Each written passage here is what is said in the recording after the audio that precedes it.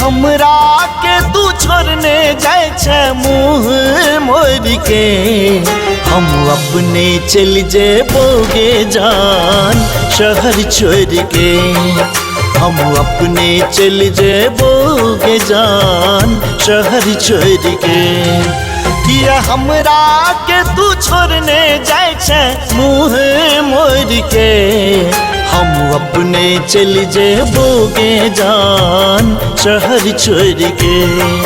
हम अपने चल जेबोगे जान शहर छोड़ के।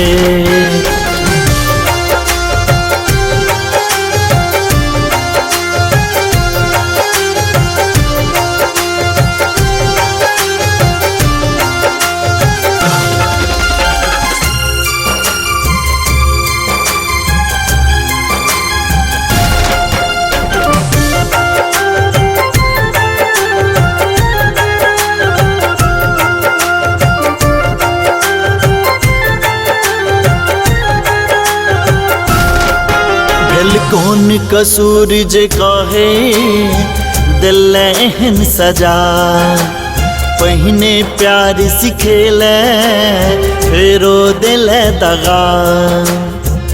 कह दे तो बसत वे नाराज किया भेले, कह दे तो बसत वे नाराज किया भेले। सपना देखा कर झूठो आवाज किया केले, दूरे जेवाक रहो तो दूरे जेवाक रहो तो कह देता हमरा ई प्रेमक चक्कर में बर्बाद किया केले। दिल कौन कसूर जे कहे दिल एहन सजा, पहिने प्यार सिखेले फेरो दिल दगा। कह रुसले किया गोरी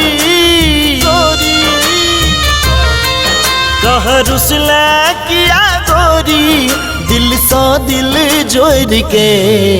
हम अपने चल जेबोगे जान शहर छोड़ के। हम अपने चल जेबोगे जान शहर छोड़ के।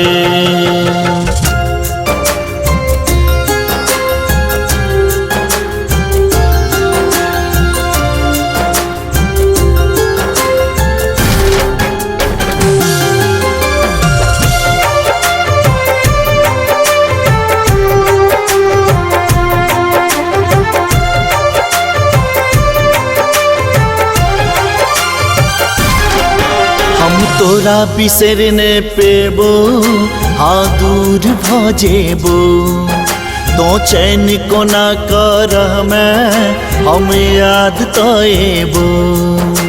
इश्क के रीत ई ठीके बड़ा अजीब होइ छे, इश्क के रीत ई ठीके बड़ा अजीब होइ छे।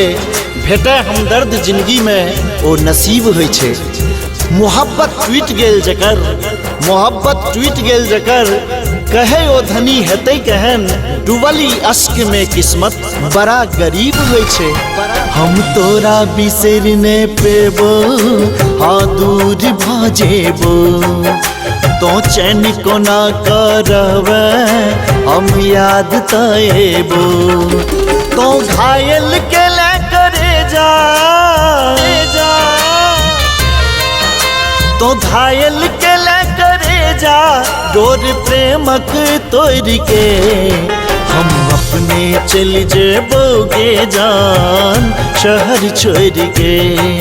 हम अपने चल जेबोगे जान शहर छोड़ के। किया हमरा के तू छोड़ने जाए छे मुँह मोर के, हम अपने चल जेबोगे जान शहर छोड़ के। हम अपने चल जेबोगे जान शहर छोड़ के। किया हमरा के तू छोड़ने जाए छे मुँह मोर के, हम अपने चल जेबोगे जान शहर छोड़ के। हम अपने चल जेबोगे जान शहर छोड़ के।